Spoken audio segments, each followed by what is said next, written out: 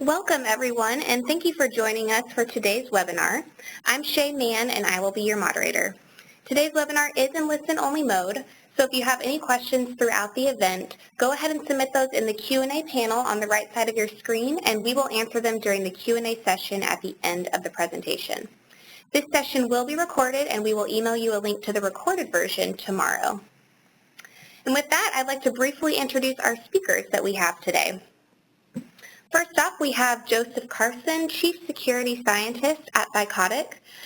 Joe is a cybersecurity professional and ethical hacker with more than 25 years experience in enterprise security, specializing in blockchain, endpoint security, network security, application security and virtualization, access controls, and privileged account management. Joe is a certified information systems security professional and an active member of the cybersecurity community. He is a cybersecurity advisor to several governments, critical infrastructure, financial, transportation, and maritime industries. Joe's regularly sharing his knowledge and experience, giving workshops on vulnerability assessments, patch management best practices, the evolving cybersecurity perimeter, and the EU General Data Protection Regulation. Our next speaker, Joe Gottlieb, Senior Vice President of Corporate Development here at SailPoint. As Senior Vice President of Corporate Development, Joe directs SailPoint acquisitions and technology alliances based on the company's growth objectives. Joe has spent the bulk of his career in the field of enterprise security. At Nokia, he held leadership positions in business development and product management, ultimately becoming the general manager of the industry's first security appliance business. At McAfee, he led corporate strategy and created the Security Innovation Alliance ecosystem. Joe left McAfee to run marketing and business development at SynSage, a leader in scalable log management and security analytics. He later became CEO, raised additional venture capital, and sold the company to KEYW, a cyber systems integrator focused on the intelligence community. So there's a little background for you on our speakers today, and with that, I would like to pass it over to Joe Gottlieb to kick us off. Thanks, Shay, and welcome everyone to today's webinar. I'm going to do a quick coverage of the agenda, but before I start, I just want to set the tone for this particular topic. This area of identity and access management and privileged account management is very, very active in the industry today. I've been doing technology alliances for almost 20 years now, and I've never seen a combination of technologies so forcefully thrust together by the requirements of large enterprises that are trying to make progress in each of these areas. And so it's with particular interest that we talk about this particular topic, how these things are coming together, why it's so important, and how you can be successful. So that'll be the goal of today's talk, and we look forward to sharing these thoughts with you. By way of agenda, as you can see, we've got a pair of Joes presenting the content, so hopefully we'll keep track of the names and the assignments. But Joe Carson will start us out talking a bit about the security landscape and dive into a real definition of how privileged accounts work and how you can protect them with privileged account management. I'll then pick up and talk about the differences between privileged account management and identity and access management and how these two technologies are being combined to drive a joint value proposition and reduce risks of breaches for enterprises. We'll then trade off sharing our views on best practices as they are being deployed today, as well as what's emerging and possible in the future, and of course then we'll open it up for Q&A. So with that, let's jump right into it. I'd like to turn it over to Joe Carson to give us a little bit of a tour of the security landscape that's setting up the need for these two technologies coming together. Absolutely. Thank you very much, Joe. It's a pleasure to be here. I'm really looking forward to this exciting topic of session today. And one thing I kind of want to just kind of do a recap on, just to make sure that everyone is, I'm pretty sure everyone is aware of this, with the recent WannaCry and WannaDecrypt their ransomware that's been, circumventing and going around the world this past week. And we just want to kind of just really highlight and just bring back some good, best practices and tips. This is quite significant. It's really where ransomware has been somewhat conjoined with a worm, something similar to that of like Configure, that really caused major havoc, in the past. And this is something that is significant and very damaging And in some ways, unless you have a really good data backup, there's some ways there's no recovery. Pretty much you have three options when you are faced with this screen: is you either restore from a backup, you pay the ransom, or ultimately you actually have to go and recreate the data again. And this is ultimately what many companies are facing right now.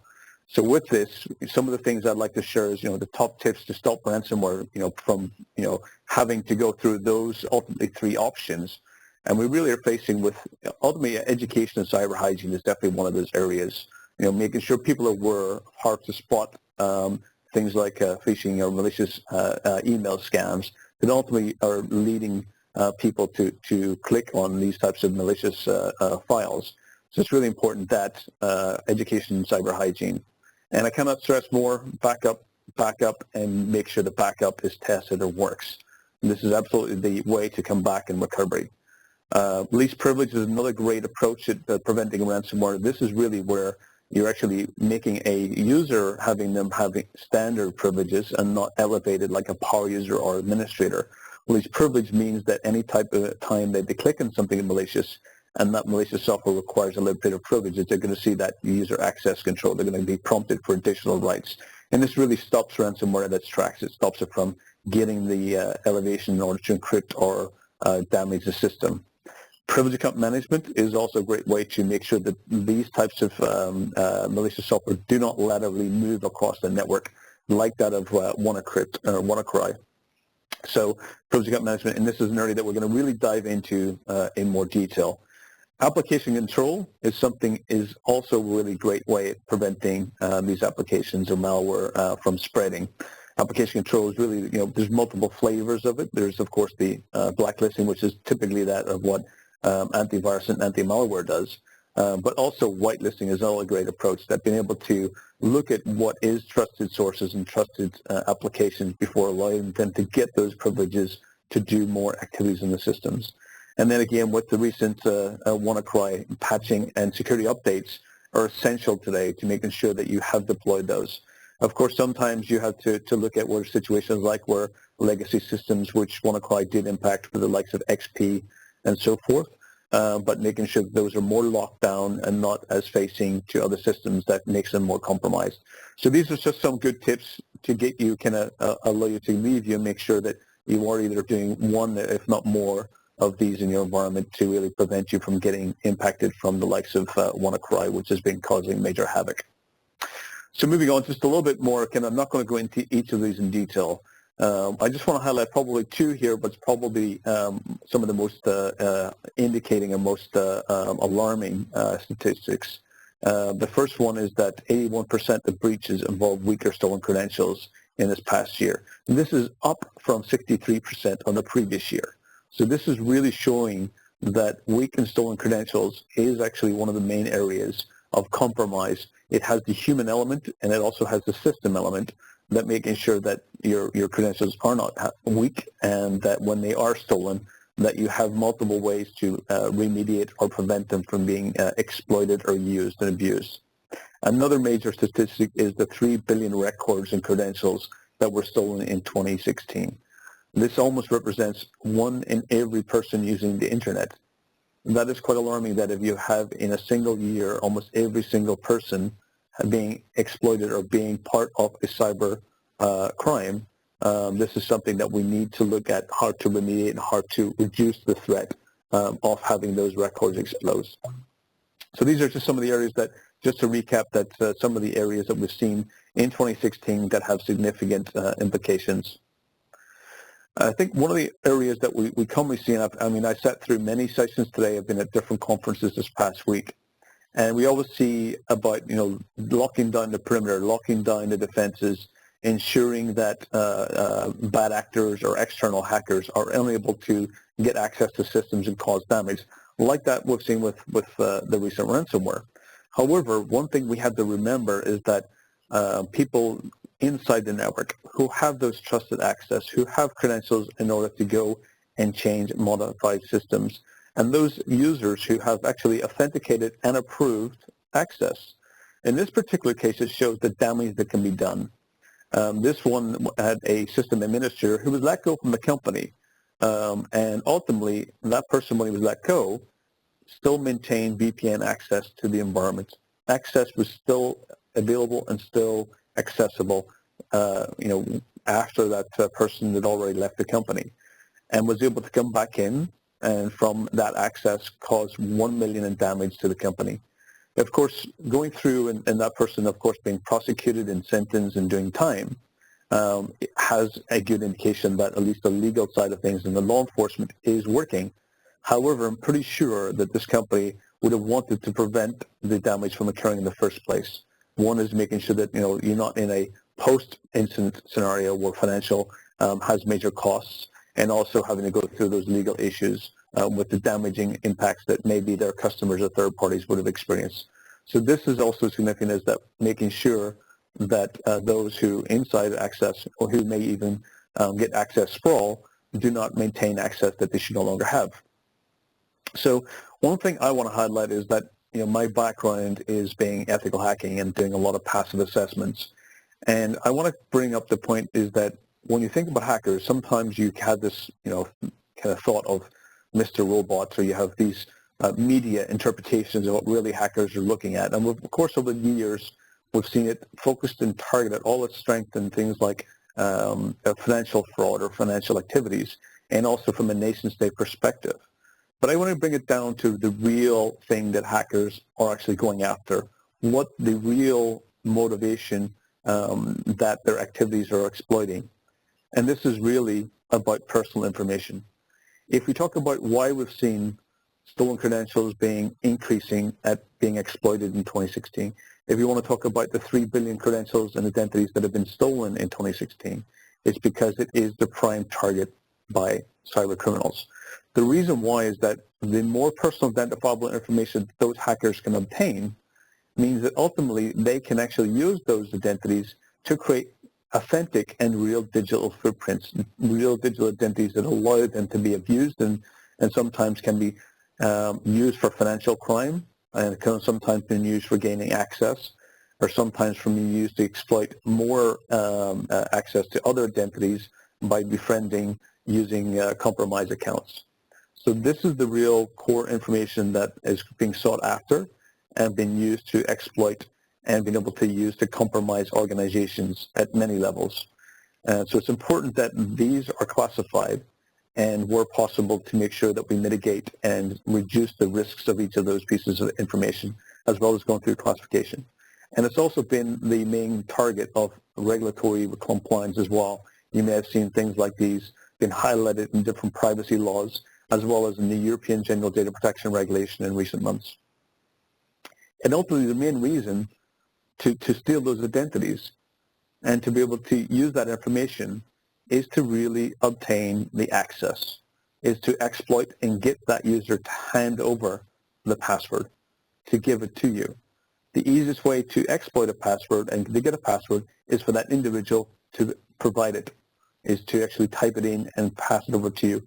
And this is what most of the exploits are doing. We've seen recently the phishing scams that has occurred within Google Docs, which is basically that's providing an image of a document to be downloaded, and in fact it's actually a hyperlink that takes you to a login page, ultimately to extract and steal the passwords. And then of course they validate whether that access is real, is verified, and is working in order to really pull the information back, analyze it, correlate it in order to do further damage. So ultimately at the core, and in many situations, password is really the difference between that of a basically simple perimeter breach and potential major catastrophe. So we go through the scenario about what has taken the course of action, how did we get here? And I can tell you, I've been in the industry for 25 years, and I've been a person that's been really focusing historically on the traditional perimeter. There was always that element that you had something to protect. You had a fortress, you had a castle walls, you had something that was inside, whether it being a bank. You had to put perimeters, you had to put defenses, and to make sure that no one who was unauthorized got into that access area. And this ultimately had several flaws, is that you had to make sure you're only looking at the perimeter, and you had to make sure that that perimeter was 100% functional and working. If the perimeter was ever breached, You had no way of determining when somebody had internal access. And of course, cloud, Internet of Things, mobility, connectivity has all made that perimeter very blurred, meaning that almost every single one of your employees is now a walking internet connectivity. They're a walking hotspot. And when they walk into the office walls, they can simply have that data flowing in and out through their mobile phone rather than the internet or telco that you may have been used. So ultimately we get into the discussion over years was add layers and layers, more perimeter controls, more security layers, segmentation of duties, segmentation of network. So you basically put in your defenses, you've got multiple layers, ultimately to prevent bad people from getting in and also the internal people from leaking data out. And we've had different methods of doing that. But again, when we go back into really looking at what has been happening in the industry, is that simply by me stealing the credentials of a trusted insider, I can simply put on the uniform or make it look like I'm that trusted person and bypass all the security controls, ultimately making most of those technologies, almost defenseless in really determining the difference. And of course, we've seen a lot of uptake in things like machine learning and artificial intelligence and behavior to do this. But ultimately, you really need to be looking at the right behaviors and the right analysis. So this leads to really that next perimeter, the next area. And we had to take this in a multi-layered approach. We had to really look at it in each component individually. And this is really a highlight, how privileged account management is actually functioning and the criticality of making sure that we actually look at each areas in how they function and work together. So ultimately, the first thing is, of course, to make sure you have a way to actually identify, a way to track and understand whether, of course, this being a human or even a system, that actually being able to associate that digital identity to a person or system. This is crucial, so being able to really identify it back. And of course, I go with a model of a zero trust model.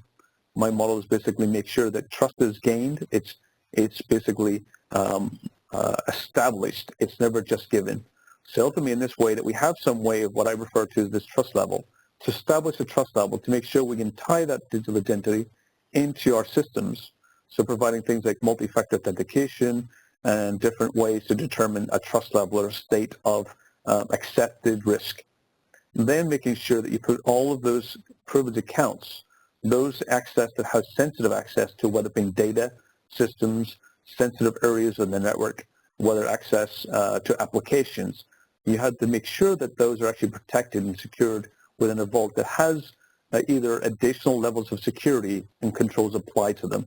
This is crucial to make sure that you actually put layers of, not in your perimeter, but layers in the access controls and the sensitivity of those systems, and then therefore identifying classifications. And of course, making sure data is securely put away and placed in secure vaults as well. In this case, we have the ability to then check reputation, checking reputation of this trusted person and making sure that the reputation is maintained at a certain level of trust, and then checking changes in behavior. Once you create basically a understanding of that metadata, that footprint, that continuous access, you can build up the behavior, and when it kind of moves away, that you can then establish whether you need to reestablish the trust level again, to re-engage with that person to make sure that they really are authentic and are who they initially were to be. Ultimately preventing the attacker from really stealing or really compromising those accounts, and even if they did, it's limited, and also with that trust level and that ability to do dynamic security means that you can really prevent that from being laterally moved or compromised even further. So one of the things I want to kind of bring it down to, what is a privileged account? Where many organizations, sometimes it's quite interesting when I ask this particular question to organizations, even governments, what is a privileged account? They sometimes in the mindset, they think of people, they think of the administrators, they think of help desk, and ultimately they kind of come back with the numbers of individuals who are managing or maintaining systems. But actually, the in fact truth is that privileged accounts are everywhere. Every time you get a new application, it may come with a service account. It may come with an application that needs to do certain levels of privileges. It may be IoT devices, whether it being Wi-Fi access points, even your home TV, your connected vehicle. All of these come with some level of permissions that allow you to make configurations to change the security ultimately, or add or change the security levels of users. And they can be also non-human or human accounts. There can be either or. They're located everywhere on the network, on-premise, in the cloud, hardware, applications, and in network devices as well. And it's crucial here is that they actually represent one of the most vulnerable aspects of an organization. If your domain administrator is ever compromised, ultimately it means that the response, or the appropriate response to actually kind of reduce that risk, is that you actually really need to rebuild Active Directory again. And that's a scary thought for many organizations. That is something that, to really get back to compliance, meaning that you have to make sure that that access level did not actually do any, backdoors or create users or manipulate data that would actually create compromising. And it's quite interesting that this is something that many organizations are not prepared for, and their incident response plans do not cater for this. And ultimately, it comes down to is the difference between that of a simple perimeter breach or simple data breach to that of what could potentially be a cyber catastrophe. So protecting, this is kind of to explain more about what privileged account management really entails. It's not something that is simplicity. It's not something that is simply just managing a password. It has many different complexities and many different components that really make it work and function. So ultimately, we kind of look at this, and you can look at it from different things in your organization, from applications to the servers and the operating systems to databases, network devices, even security technologies, whether it be firewalls or SIEMs and so forth. And even your IoT devices, and look like things like SCADA controls, or you look at PLCs, and you look at other IC industrial control systems, and even health systems as well. So ultimately, when you get across that in your network, and you think about the complexity of having to go into each of the systems and manage the credentials and accounts, and also add auditing and add controls and add session recording on top of those, is something that is quite complex in nature. But we do try to make it simple for those who need to interoperate and use those capabilities. So only by having a vault allows you to really provide the access to administrators, so not giving the administrators unfederated access. They actually have controls and have basically in regards to ensuring that they check out and leverage those access when required. And ultimately authenticating with things like Active Directory as an authenticator method. And then also for those external users or even third parties that need to access your systems and applications and data, they can also provide additional controls over those as well to make sure that you may have differences between those of administrators and those who are actually external users or even users of the system, that they may have much more granular controls or differences in how you either do the auditing or workflows to give them access. And then providing the controls of managing those passwords, managing the security, the retirement, the life cycle, the session recording. So when actually this external user who may be accessing it from a different country, a different location, you may want to actually record the session and the control that they have. So later you can replay it back and look at the contextual awareness of that. So ultimately providing much more auditing capability and then allowing you to continually monitor the activity to make sure that it's not being abused, you're staying within those regulatory needs, and making sure that you can actually enforce the policies that your company set against each of those controls. And we also have a great way of actually allowing this into the ecosystem. We have a very robust and very flexible and easy to use API that really what we see is actually is the initiation what we refer to as our Privilege Ready program, that is really providing privileges as a service so that you can actually ultimately gain and make sure that more PAM or privileged account management is across the organization, that it really makes it simplified and easy. Ultimately preventing the attacker from compromising and limiting the ability to actually expose those credentials that may have been leaked on the internet. And this is why we can really get the enforcement is that those digital identities were really about the governance and the identity and access management, and combining it with privileged account management together is actually one of the most strongest differentiators that organizations can go for today. It really actually is an enabler also for many other technologies or directions that organizations. It also makes it much easier to actually do adoption of new technologies as well by having a very strong identity access management governance, and privileged account management. At that point, I'm going to pass over to Joe to really explain about why these combinations add much higher value. Thank you, Joe. I'm going to start on this slide over on the right side, since Joe just took us through the intricacies of how privileged account management systems help you to protect the sensitive accounts, the system accounts, the admin accounts, the root accounts, those things that have such great access to our resources that we're protecting. I'll start over on that side, and then I'll bring in on the left side the things that identity and access management can do.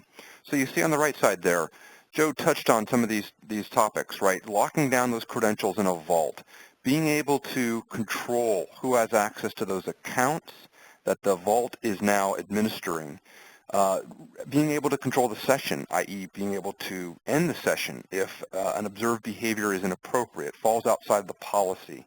Also then continuous monitoring, video recording of the session, not only for, in some cases, some real-time monitoring and capability to actually respond, but also ultimately to log that video session so that you can go back and do searches and figure out what happened if you're trying to troubleshoot or dig into forensics on a particular breach. So we refer to these as deep controls for privileged accounts. Think of it as going to greater lengths, going to greater trouble to make the most precious accounts harder to use and only usable with a higher cost, let's say, in air quotes, of protection, right? You don't want to impose these controls on all accounts. That's not typically necessary. But for the most precious accounts, you've got to be able to be advancing your deepest and most powerful controls to make sure that they're being used appropriately.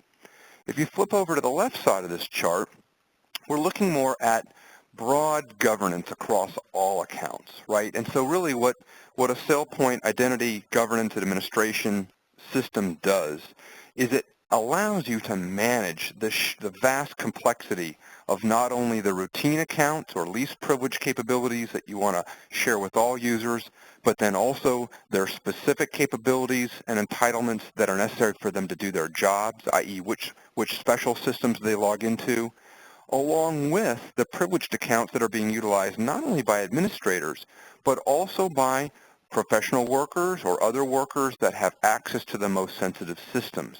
You must bring that all together and be able to discover all of it. You need to be able to provision it and deprovision it based upon the life cycle of your end users. So when a new user is hired, you provision them with the entitlements that they need to do their job. For some users, that might be just a least privilege capability, so they get access to productivity applications and the network and things like that. For other users, you might be provisioning very, very privileged accounts, and so you need to be able to do that. The example Joe cited, when that administrator was let go, fired from the paper factory, and yet still had VPN access that allowed him to cause all that damage. Why did that happen? Well, the reason it happened, and it continues to happen, is because many organizations still don't have automated provisioning and deprovisioning based upon things as simple as when employees are terminated, right? And the reason that you need automated policies and controls for these life cycle events is that it's just become too complex to manage by hand. Think of it. We can't remember things. We create these digital lists all the time. Imagine trying to remember, to be vigilant about changing the status of accounts on individual employees when they're coming into the organization, they're leaving, they're changing jobs, etc. So that ongoing process is something that, we make easier to manage and more importantly, easier to automate. And then you also have the typical governance types of use cases such as certifying access. So you ought to be able to go in and recertify access of each user on an ongoing basis based upon the frequency that fits the sensitivity of their access and perhaps your audit posture at any given time. You also want to be able to let users request things that they need access to that they maybe don't yet have access to, but they feel they need to do their job. And you need a workflow and approval policy so that can actually be handled according to some established rules, right? And so if you've got those systems in place, you're going to get clean and stay clean on who should have access to what, and you'll have much better audit, posture and confidence going into those audits. Now, also, you need to make sure that all of this is working across all of that diverse infrastructure and end devices and applications and data that we show at the bottom, right? It's not enough to do this on only some of your systems. In fact, there's always the last mile that you're constantly reaching for as new things change. New applications brought online, companies have a merger and they come together and two different systems have to be consolidated. All kinds of scenarios are driving an ongoing diversity and heterogeneity in these systems, but we have to stay on top of it. And so we need these types of solutions to help us get clean and stay clean and manage the accounts within. Now, if you advance to the next slide, Joe, we'll see how these two things can come together. You'll notice that there was some discovery and provisioning quite necessary in the privileged account management world. You've got to be able to discover who has the accounts to be able to start to manage them in a privileged account management context. But now bringing this together so that we can actually have one consolidated view of both basic accounts as well as privileged accounts in the governance system is critical. And then we also have the ability to make sure that these deep controls are actively applied within the context of policy and specific access, right, where appropriate. So then if we go to the next slide, let's start with some basic, use cases for how to get best practice rolling in here. So now here are the mechanics of what you have to get done between these systems. First of all, you have to be able to import all the privileged entitlements that are managed by the privileged account management system into SailPoint. That's what now allows SailPoint to have this complete view of who has access to what. If you're doing governance, right, and you only have a partial view, you only have partial governance. So when you look to establish an effective governance and effective ability to audit who has access to what, you've got to be able to import these privileged entitlements in to mix with all the other entitlements you already can see in your governance system. I mentioned certification. You now need to be able to certify the privileged entitlements within your certification campaigns, as we call them. So you tend to run campaigns that assess who has access to what and recertifies that access based upon supervisor approvals and or asset owner approvals. All of this is configurable and has to fit the policies that the enterprise chooses. But now with your certification campaigns, when you have these two systems working together, you can actually make sure that you're certifying both routine access as well as privileged access. When we talk about provisioning, I mentioned this. So all the lifecycle events that are being dealt with, for example, SailPoint is tied into the HR system when a new employee is hired or a new contractor is turned on or they change roles or they leave the company, all those lifecycle events have to drive the provisioning and deprovisioning of both routine and privileged accounts. And last but not least, we talked about access requests, right? So accessing, you want to be able to access, make that access in SailPoint. There's a nice catalog of access that you can browse through. You make your selections, you hit submit, and then those selections are then shipped off of the people that have to approve those things. And let's say if you request a toxic combination of access, the policy is going to tell you, well, you can't have both of these. You can't, you can't create vendors and pay vendors because that's an easy fraud scenario. So we're going to prevent that and cause you to choose one. Or in some circumstances, companies choose to allow that with a submitted reason. So in some cases, we waive the policy and we allow that to happen as long as it's being audited and tracked and there's a temporary condition that's established. So those are the basic mechanics of how these systems need to come together to support the ongoing governance processes that I've been talking about. So we move on to the next slide, Joe. Let's talk about how this actually shows up in Identity IQ. So with that, why don't you take it away? Sure, absolutely. So basically what we're seeing here is we're seeing a numerous screenshots that we have. The one that's probably to start off with is the one up in the right-hand corner. This is really where we've got what's known as an application for secret server within Identity IQ. And it allows you to really set up and configure how and what is pulled and how to actually define also the policies as well from secret server. Solely this is where we actually making the combination, the connection between the two. And once that's set up, once you've got the application configured to actually integrate into secret server, the next thing then we end up having is on the left-hand side here where we end up pulling all of those secrets and entitlements into Identity IQ. So this gives you a single view pane of all of the secrets that actually is then pulled and actually brought into Identity IQ in the entitlement catalog. What you can then do is drill down further into the secrets, and you can start seeing exactly what additional properties each of the secret has.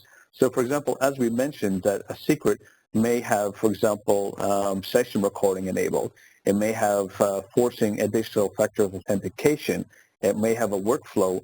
It may have different types of auditing capabilities. So this is really where you start to see not only do you have secrets and what who has access and what they're entitlement to, but also what additional security controls we've applied to those secrets themselves.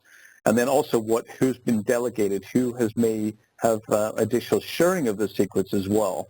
And then down on the right-hand side is really who's the members of those secrets. So this is really where you have that single view pane and bringing all of those important information together about who has what access to privileged accounts, what those privileged account security controls have applied to them, what additional enforcement, what auditing capabilities, and also who has access to those. And bringing those in and actually bringing them together with what Joe had mentioned around the provisioning, around the actual entitlement, around the request and access information, really providing that additional value, allowing that full end-to-end governance of those accounts, and also making sure that you have a single pane of view into the security controls as well. So now that you've seen how these entitlements flow in from Secret Server managed by Thycotic and into Identity IQ, the SailPoint product, right? You now can have this data being part of the policy constructs that are constantly being imposed, right? So these first-class objects can now be part of policies that are triggered. So as I mentioned, you could start to trigger toxic combinations of very, very sensitive access. You may not want to have, for example, sensitive application access and sensitive database access held by a single administrator, because they can really start to, exert a lot of leverage across the infrastructure via those layers and actually compromise, database access indirect, whereas there might be some controls that are inside the application. So they could get access and hide their tracks via combinations like that.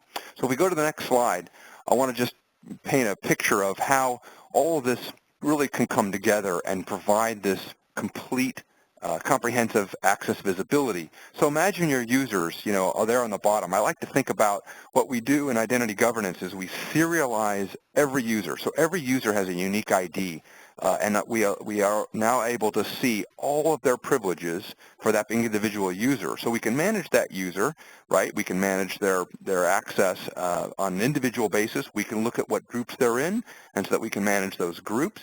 But as you can see here, between roles and entitlements and passwords, they've wound up with a variety of privileges, right? You've got some standard business role accounts that they might have. They all seem to have those.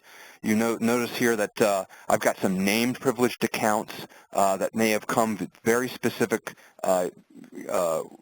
roles that they have within their job, right, to do their job. And then here you see user, quadruple 03 or whatever, has some shared privileged accounts. So here's, these are system accounts, right, where they don't tend to have names, but now for the first time I can see them associated with a specific user. And where normally that is abstracted from the actual identity, right? Yes, we know how to, we know which users are in those groups, but then they have shared access to this particular highly sensitive control. Now we can see on an individual user basis who has those shared accounts along with other privileges that they might have gotten from other means, other approvals.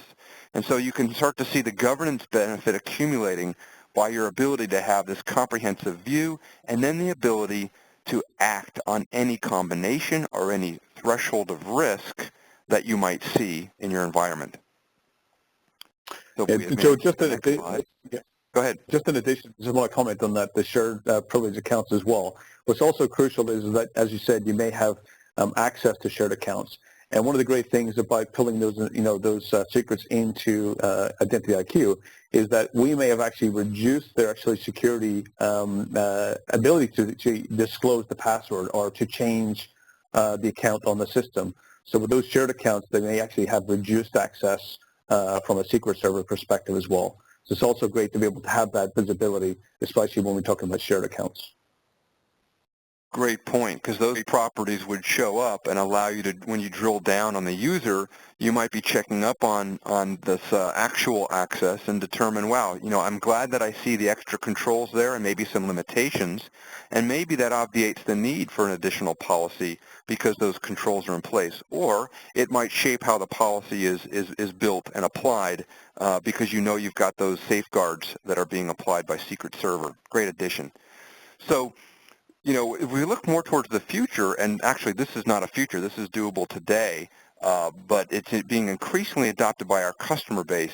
We talk a lot about how, a risk calculus can really help us to feed good automated policies. And what I'm showing here is a little bit of a simplistic example, but what Identity IQ helps you to do is it helps you to take all of the accounts that each user has. Think back to that vertical view of all the accounts that have been accumulated into what we call the identity cube for that user. And you can now, you can configure which accounts are the most sensitive, and then of course you can configure the depth of privilege as another dimension of sensitivity. And now you can look at all of that access that a user has, and based upon a single risk score in SailPoint Identity IQ, you can now start to separate your population into different communities. You've got the green folks here that are very, very, have a low-risk profile because they don't have a lot of sensitive access and they don't hold a lot of accounts. Obviously, the yellows are in that medium zone and the reds are in that red, that very, very high-risk profile zone. And one thing that we see customers do is that they actually change the frequency of recertification for these different user populations because they have different risk profiles, right? So the high-risk profile, they might be on a quarterly or an even monthly or sometimes continuous recertification of access, right? There are extreme cases here where you may want to be going to a continuous certification. So any new business event that alters the context for how you might use an entitlement might require recertification by people that are in place to approve that. That's the extreme case, but even a monthly recertification can be a very, very strong control for this high-risk group. And of course, you want to relax the way that you handle the folks that have a very, very low risk. You want to reduce the impacts or the impediments that are occurring on their job because they don't have the kinds of access that can really do the damage that you're worried about. And that's where Joe mentioned earlier least privilege. When you've got good least privilege controls, you can truly have a green zone where you put down very, very smart and effective safeguards, and you need to worry a lot less. You need to be constantly vigilant, of course, and observe behavior and see if things change. But you can move forward confidently and aggressively knowing that you've got strong safeguards in the green group. So if we move along here, Joe, I think you've got another view on this as well. So talk to us about privileged behavior analysis. Absolutely. So this is a recent addition to Thycotic, which we introduced in April. And this is really where we now have the ability to actually really make the actual privilege use and what's happening within the privileges within the Secret Server.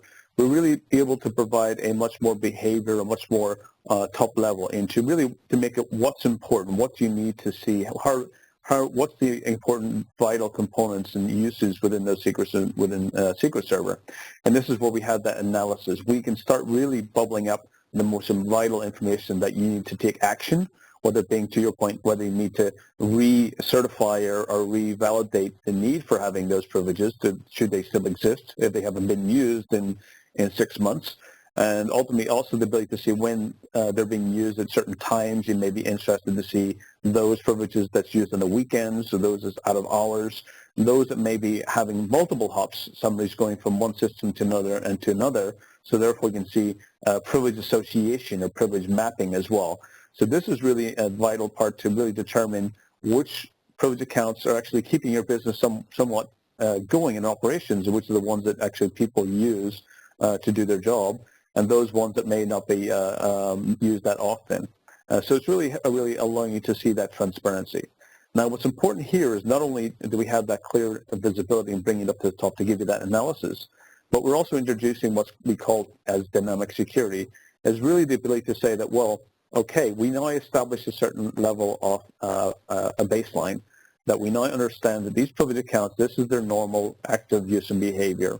and we can start a risk score to say that whenever that privilege account actually goes below a certain threshold or is a certain risk level, therefore we can take certain types of actions. And right now we have some actions that were in place, but we're actually going to further advance and elaborate on those much more in the future. But some of the things is, for example, you may be connected via a certain IP address. And you may, of course, that may be a VPN connection. You may be using from a certain browser, or you may be doing a certain access from system A to system B. And if all of a sudden that behavior, that analysis, that changes, or you may all of a sudden be accessing outside of normal times that you would have done in the past, we can then force a reconnection. We can drop that connection, and then, or we can potentially trigger recording of that session to see what's happening during those unusual or abnormal behavior. So really understanding about, okay, something's unusual here. We need to reestablish that trust. We need to bring back that trust level to a certain level before we can allow it to continue. So this is really where we have that behavior analysis capability to really show you what privileges are important, how they're being used, and then ultimately allowing that dynamic trust level or dynamic security to really allow you to change the threshold and make sure that your access and the actual privileges and those controls are actually happening when you're in a safe mode or safe level, or you're confident in the trust level of those accounts.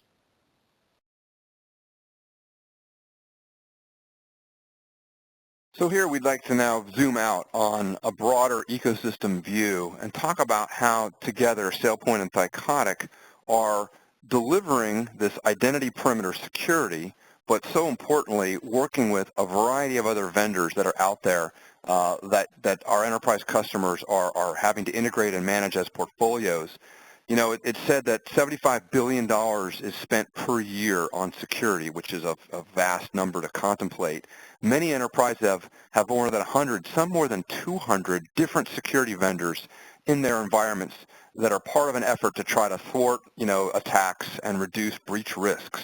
So it's no wonder that interoperability of these technologies, making sure that they can work effectively together, is so important. And I know Joe has a great example of this that he's seen several times, and I'll give one as well. Joe, why don't you give yours? Sure, absolutely. And to just reiterate, as Joe mentioned, a ecosystem and having a holistic working together ecosystem is highly important. So making sure all of these technologies are complementing each other and adding the value of the core competencies that are there. And one of the areas that Thycotic provides in regards to where we focus at our expertise and knowledge and privileges and use of those privileges and security controls is around some of the integrations we have with the likes of Tenable. So for example, Tenable has the ability to, of course, do that vulnerability scanning across your network to really show you where systems may be lacking or may have vulnerabilities. And for Tenable to really be successful in doing that, they do need to have privileges and have credentials that allows them to do those scans very successful. So what we are able to do in making sure, for example, so even sometimes you may have a third party coming in and doing that assessment. And the last thing you want to be doing is duplicating credentials or getting access to third parties or contract workers, access to systems which you just don't want them to have that knowledge, and or even having to go through changing them after the fact that you've already had the scan done. So ultimately what we have the ability to do is Tenable can simply point in to Thycotic's secret server access and then pull out the tokens when it's doing those scans. Ultimately making sure that the scans are much more successful, much more accurate, and ultimately getting a much more understanding, much more transparent vulnerability assessment by simply using what Tenable is great at doing, at scanning the network for those vulnerabilities, and what Thycotic's great at doing is making sure that those privilege counts and providing the access when it's permitted, when it's allowed, ultimately not providing that third-party person or third-party system even visibility where they'll never know the credentials, and also reducing the duplication across the environment. Great example. And the one I like to speak to is really about security monitoring. So for those of you that have been close to the security world over the years, you've known that we've through SIM, Security Information and Event Management Systems, we've always been trying to better understand what's going on in the network, on the applications, and across the systems and infrastructure. And so we're correlating these events, or we're doing forensics on logs and the like. But One of the things that we've lacked in these systems is a true ability to understand the exact users that are involved in the events. We see account names flying by, we see IP addresses and MAC addresses. It's very hard to associate these events with very specific users and then to know what they have access to. So we're making that information available. All that data that we've been able to pull together and associate with individual users in that identity cube, we're making that available to security monitoring technologies so they can, A, when they see any attribute of a user, they can immediately know now what user is involved. B, they can understand what else that user has access to. And then C, they could potentially prioritize based upon either our risk index or the known access to a sensitive account or entitlement. They could prioritize alerts that are coming out of their security analytics. Moreover, they can now ask SailPoint or potentially Thycotic to make a change based upon an alert. So the era that we're starting to step into now is active response, right, from the security analytics or the behavioral analytics that we see in these systems to trigger a positive response. And so one response that we make available, for example, is the suspension of entitlement or the involvement of a supervisor to recertify access. Another very typical one that's touched on in another category on this slide is multi-factor authentication. In Joe's model, where there's zero trust, right, multi-factor authentication step-ups is how we constantly test the user to re-authenticate, re-certify who they are when we see conditions that merit that extra control, that extra due care. And so that's a couple of the ways that we're working with a variety of partners to advance the overall usefulness of what oftentimes is a very complex and diverse security portfolio being managed by the enterprise. So with that, I'd like to open it up for questions. So Shay, perhaps you can moderate the questions that have come in, and we'll take some questions, and then we'll then close out the webinar. Great, thank you, Joe. This is just a reminder, if you have a question, insert it into the Q&A panel and we'll answer as many as we can in our allotted time. So let's go ahead and jump in. Our first question is on SailPoint PAM capabilities. Where do they overlap with CyberArk PAM capabilities, and what extra does SailPoint offer?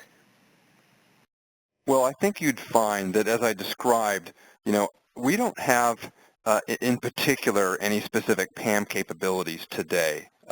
We have the ability to manage the access and the certifications and the whole process. So think of us as the administration system that makes it easy to manage all that complexity in total, whereas a company like Thycotic has those deeper controls that we talked about, the credential vaulting, the session monitoring, the session control, and now adding the behavior visibility and analytics and triggers for things that are observed in the actual events. So we don't have those capabilities because that hasn't been our focus. But when you bring these two together, you can now get those horizontal policies from the governance applying across all users, all entitlements, all accounts that include, where appropriate, the deeper controls provided by Thycotic. Excellent, thank you. Okay, next question. So is there no secret server specific connector? Is it just a JDBC? Many just govern as opposed to provisioning to Thycotic. So I'll take first crack at that. So the way that you get these two systems to work together, right, I'll speak to the SailPoint side and Joe Carson can speak to the Thycotic side. On the SailPoint side, there's a simple module that you would download from Compass that allows you to enable Identity IQ to recognize secret server. And Joe showed that in that upper right screen. That was the configuration screen for once you've installed this, it's called the STI module, the Simple Table Integration module, which is the bidirectional data flow mechanism that we've utilized to create this type of connector. So it's different than some of the connectors you may be familiar with in SailPoint, like the JDBC connector. It's similar to JDBC, and it employs a middle-tier database that we can both check to affect a bidirectional flow of data. So on the Thycotic side, Joe, do you want to comment? Absolutely. That's exactly what we've done on the Thycotic side. We've actually made our data available to that middle tier, the STI database. And what we're also doing as well is this is a multi-phased approach as well.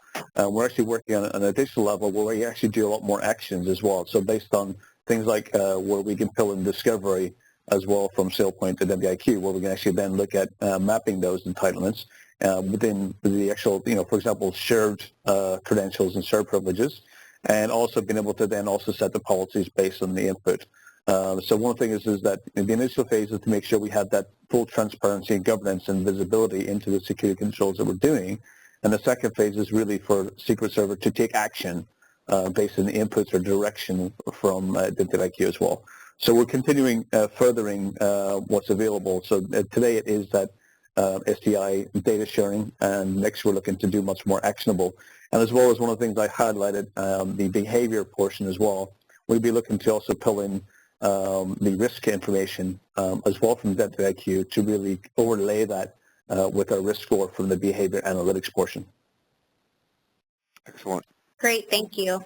Okay, that is all the time we have for questions now. In case we didn't answer your question, our expert teams will be following up with you early next week and take care of any unanswered questions. So if we go to that final slide, I think we've got just some summary points to conclude with. Clearly, we've talked about how privileged accounts are essential to the management and administration of your infrastructure, but they also, because they offer great leverage to the attacker, we need to be able to apply those deeper controls. And if we do so within the context of an overarching identity and access management and identity and access governance approach like we've been talking about, you get this great combination. The deep controls for the privileged accounts, the complete visibility into all entitlements held by each user, and the horizontal policies and the way that you manage a sort of a get clean, stay clean approach to how entitlements need to change based upon the changes that you experience in your business. So those are the remarks that we had today. We really appreciate you joining us today. We will be sending you a link to this recording via email after the close of this session, and we're looking forward to working with you in your security efforts to reduce data breach risks through a combination of privileged account management and identity and access management. Thanks for joining us today, and have a great day.